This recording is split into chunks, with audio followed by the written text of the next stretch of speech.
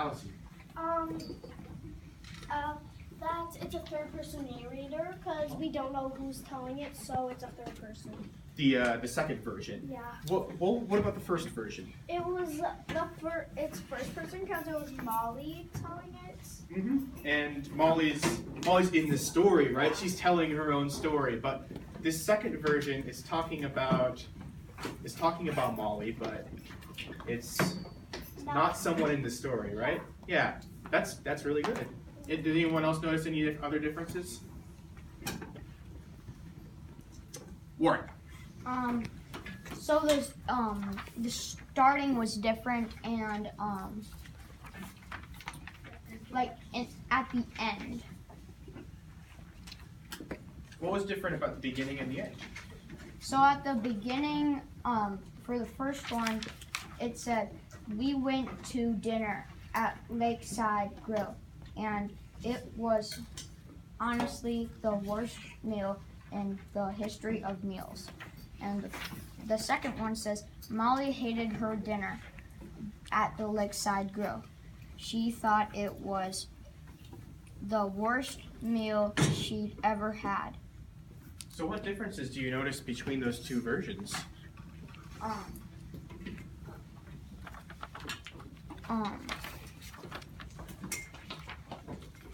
This one's explaining a little more.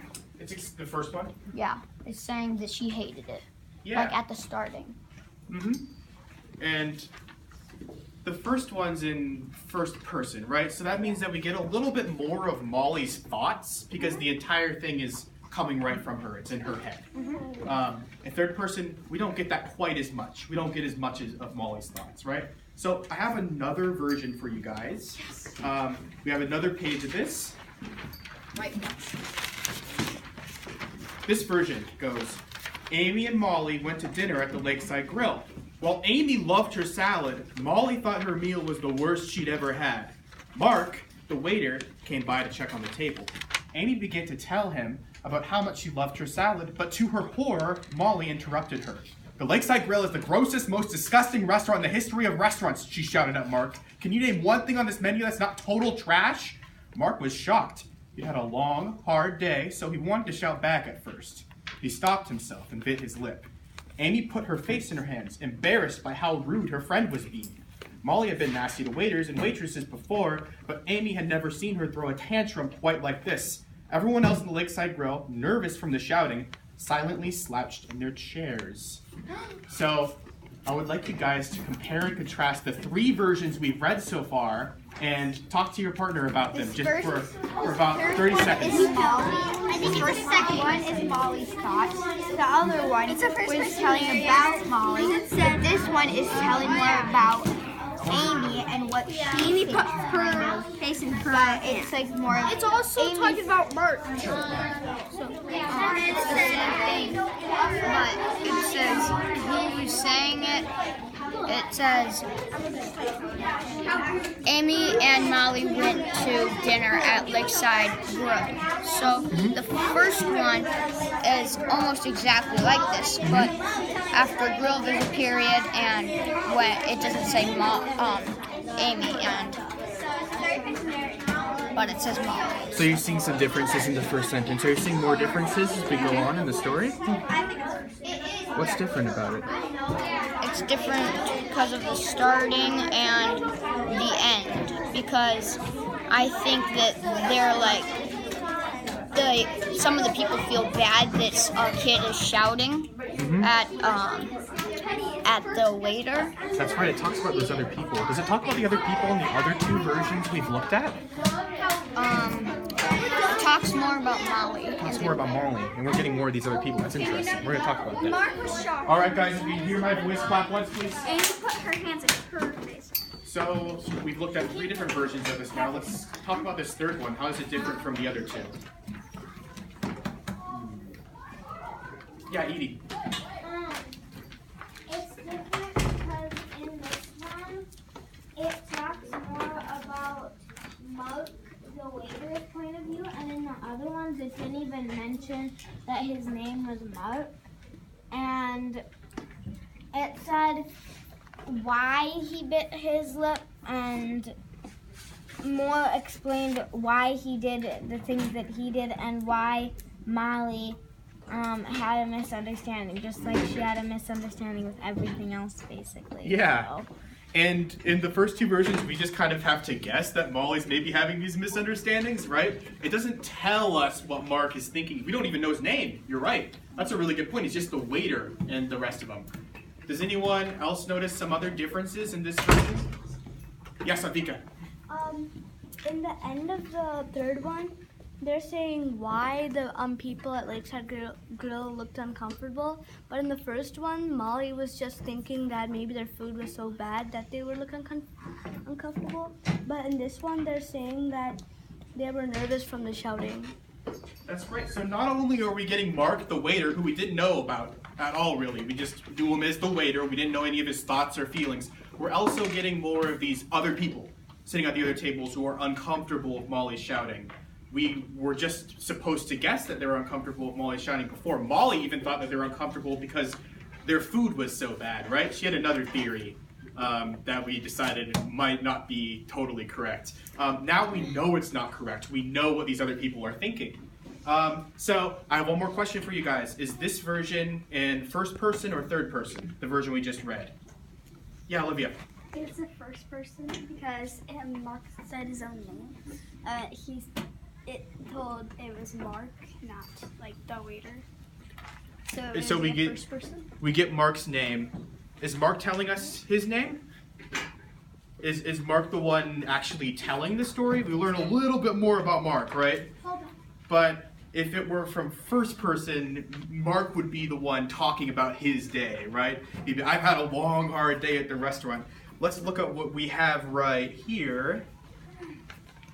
Mark, the waiter, came by to check on the table. So it's talking about Mark. We get more information about Mark, but it's not Mark telling us this information, right?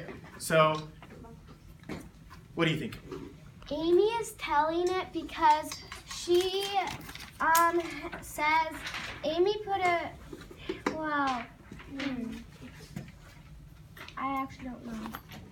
This one's kind of tricky, right? We're getting so many people's thoughts and feelings, it's kind of hard to tell who the narrator is. What do you think, Patrick? I think it's in third person because it mentions Amy putting her face in her hands and Mark and the other people and Molly, so you can't really tell. But Yeah. that's why I think it's third person. Do we see words like I or me or my anywhere in this? No. So, like the second one that we just read, this one is also in third person. It's told by someone who's not in the story. But it's kind of weird, right? Because whoever is telling us this has a lot of information about these characters. So, I'm going to talk about a couple different types of third person narration right now. So, the first type is like the one that we just looked at. It's called limited third person narration.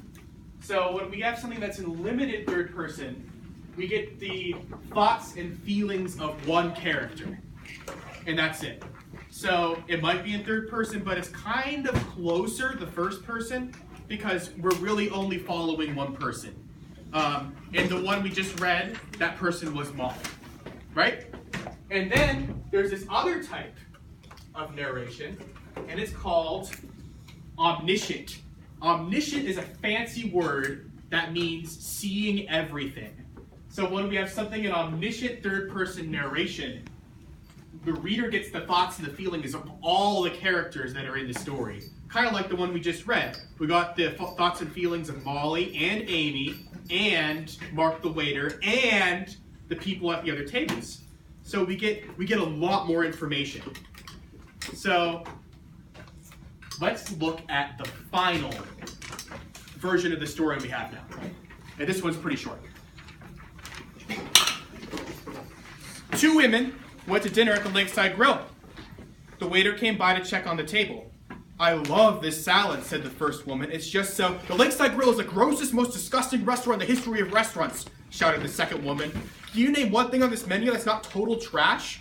The waiter bit his lip. The first woman put her face in her hands. Everyone else in the Lakeside Grill silently slouched in their chairs.